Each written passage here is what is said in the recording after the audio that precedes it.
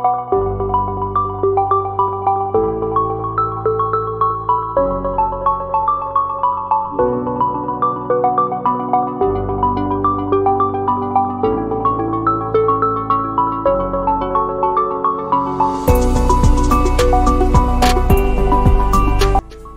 and welcome students to the 13th lecture of this course, which is named Chemistry. Code for this particular course is CH101 for the odd semester, CH201 for the even semester, right? Now in this course we will see different types of modules like inorganic chemistry, organic chemistry and physical chemistry, industrial chemistry, as well as spectroscopy, right? And we have come across inorganic chemistry already. We have completed all the 8 chapters that are contained in inorganic chemistry. Now we are doing 8 chapters of the second module, which is named physical chemistry. Okay, and among those 8 chapters, this is the fourth one. Okay, so this is lecture number 13, right? And here we are going to, there is not fourth one, it is fifth one, I guess. And here we are going to see the different aspects of this use of free energy and chemical equilibrium, right? Now, use of free energy and chemical equilibrium, the name is combination of electrochemistry and thermodynamics. This will be the full and final lecture of thermodynamics, because the next lecture will be having electrochemistry. Okay, and here, as you know, that we people are dealing with different types of thermodynamic processes, functions, systems, surroundings, right? Also in the last lecture we have come across entropy and second law. So everything gradually we people have studied. Okay, starting from entropy to enthalpy, then from this internal energy, then first law to second law, and everything we people have studied. Okay, so let us see what we people are having in this particular lecture. This is the lecture 5, not lecture 5 actually, this is lecture number 13, part 5 of use of free energy and chemical equilibrium. And these are some of the topics that we people are having. We are having work function, we are having Gibbs energy, we are having spontaneity, we are having Gibbs-Helmholtz equations. Okay, so 4 type of things will come across this particular lecture, and let us see what these 4 things are.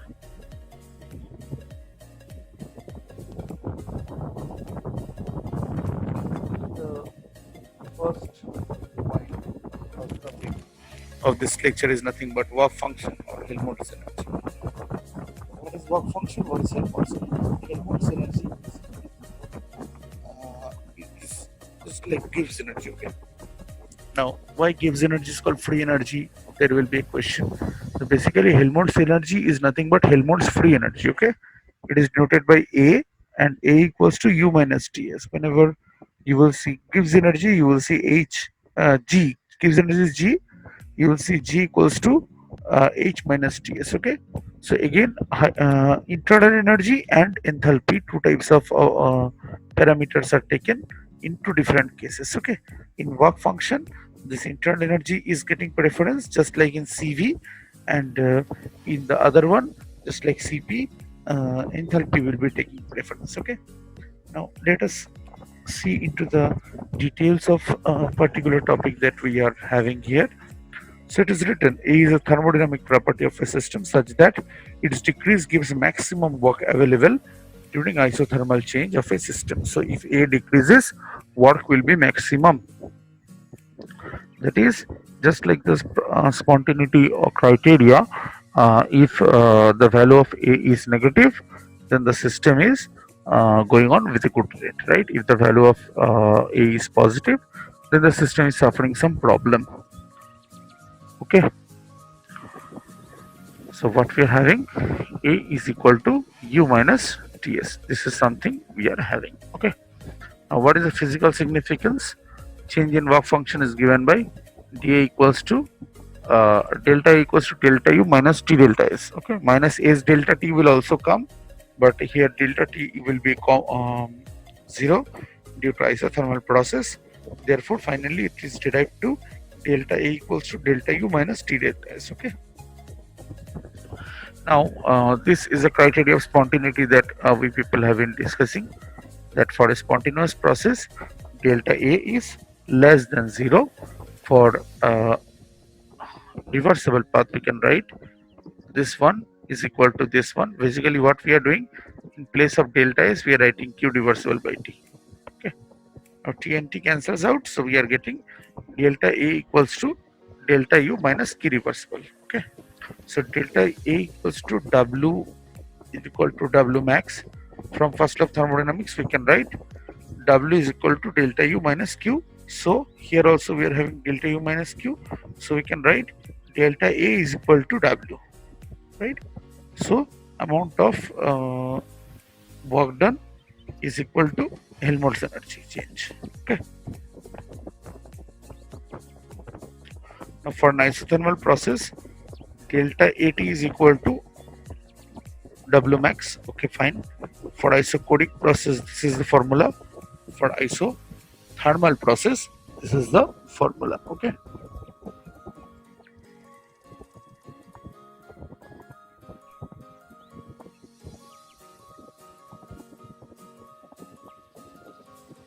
Now we are having Gibbs free energy. That is our next topic.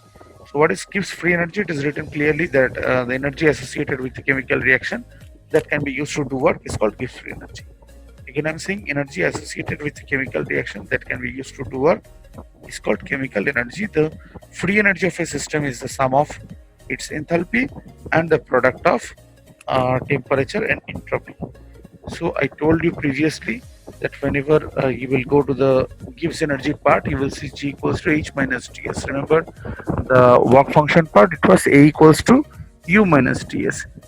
So here also this type of discrimination is there, and we need to remember that whenever we are dealing with entropy, not entropy, sorry, Gibbs energy, we'll go for this H means enthalpy, and whenever we are working with work function, we will go for the other.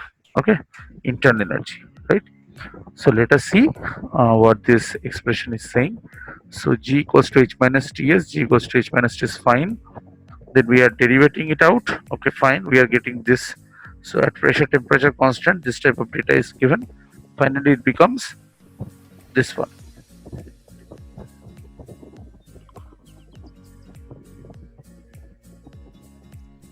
This one, right?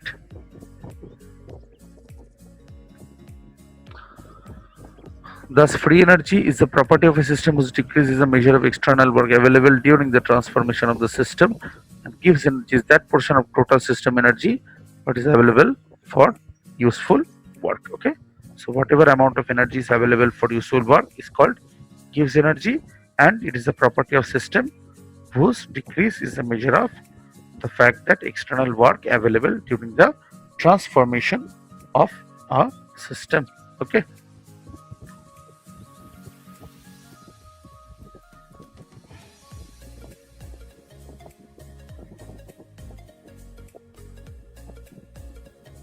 Again, there are few points about Gibbs energy. Let us go through them.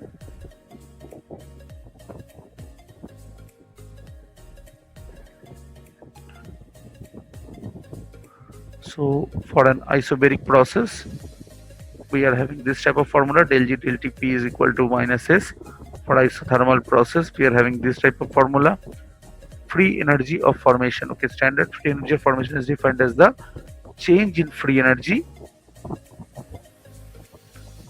to form a compound from its constituent elements which are arbitrarily assigned a value of 0, right? So it is a standard energy as defined as a change in free energy to form the compound from its constituent atoms when which are arbitrarily assigned a value of 0, right? And free energy of reaction is same thing. Amount of reaction is equal to the sum of free energies of formation of product minus the sum of free energy of the reactants at the standard state. So reaction, it is saying reaction means reactants and products, so definitely product minus reactant will give us the value. Further, we can relate the free energy of a single substance at a state other than standard free energy of formation and standard state. Okay, fine. This is a new try. So you can see delta Gi is equal to del G0 Fi ln RT ln I. I is here initial, F is final, right? And what is G, what is R, what is T, what is Ln? Everybody knows that. I is the effective concentration or activity of the species, and this particular species is I. Okay.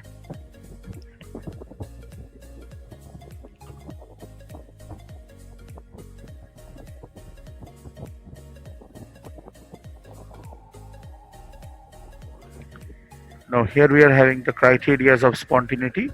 So what are the criterias? Very important. Remember this. When delta S is greater than 0 and delta H is less than 0, process is spontaneous.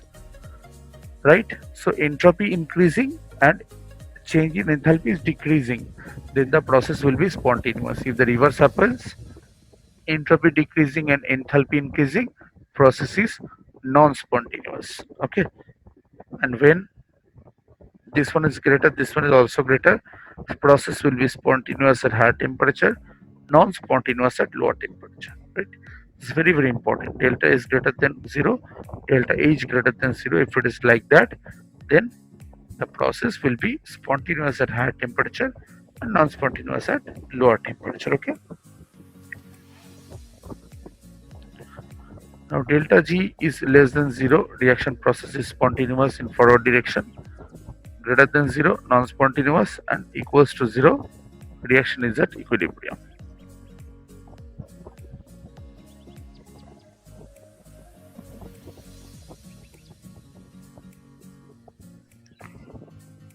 Now we are having Gibbs-Helmholtz equation. So we need to see what Gibbs-Helmholtz equation is all about.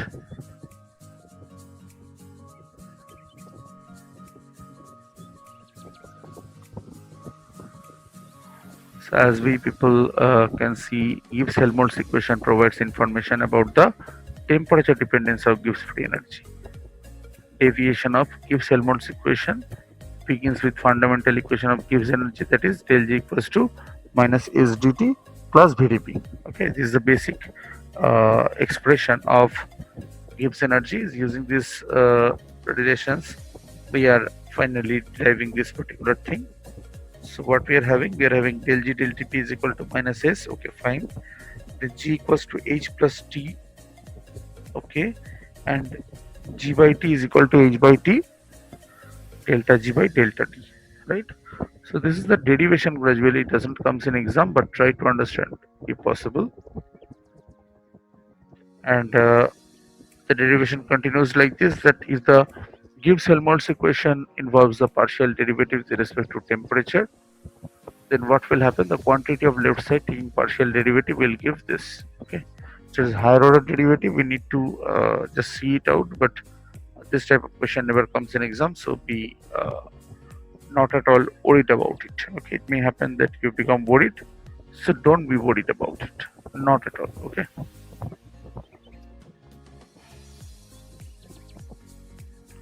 Right, so this brings the end of this particular lecture, which is meant for the fifth part of use of free energy in chemical equilibrium.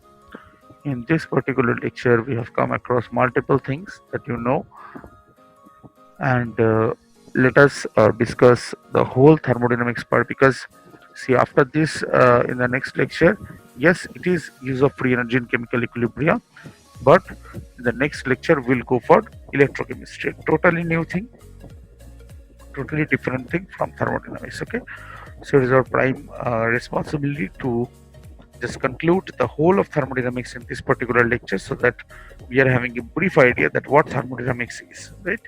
So thermo means heat and dynamics means movement, that we people know. Now in thermodynamics, what we people have studied, we have started from the basics of thermodynamics, that is what is system, what is surrounding. Okay, now after defining system and surrounding, we have seen how many types of systems are there. Okay, and if system and surrounding are two different things, then they must be separated by something, and that separated by something, and that thing is nothing but a barrier or something, right? This barrier is called wall. Now, how many types of walls are there? Walls are of two types. One is adiabatic wall, another is diathermal. Diathermal allows heat to pass through it. Adiabatic does not allows anyone to pass through it. Okay. So this system surrounding wall people have studied. This was followed by processes, thermodynamic processes, 8 different types we have seen. Okay, and this followed by the thermodynamic functions, that is state function and path function. Also, we have seen different type of parameters like uh, extensive properties and intensive properties. Okay, thermodynamic properties. In the first lecture only, we people have seen what is internal energy and what is first law of thermodynamics. Okay, how first law is operated, what are its numericals, everything we have discussed in the first lecture only, right? After that, we move to the second lecture where we people have clearly explained that what is enthalpy, what is exothermic reaction, what is endothermic reaction, and so on, right? And heat capacity basically. So I remember that while we were discussing about enthalpy, I told you people that see, enthalpy is heat content of a system, and enthalpy change can be tracked, and this enthalpy change can be explained in terms of exothermic and endothermic reactions. Okay, that we people have seen that exothermic means absorption of heat, and endothermic means sorry, I'm saying the reverse. Exothermic means release of heat, and endothermic means absorption of heat, right? Now, heat capacity also we have seen that it is defined as the amount of heat required to raise the temperature of a body by 1 degree Celsius, right? That we people have seen heat capacity and its types clearly, right? Okay, this was the second lecture.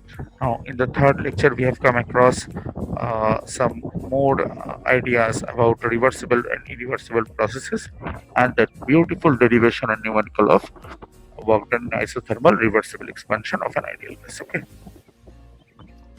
Now, these things we have seen in the third lecture.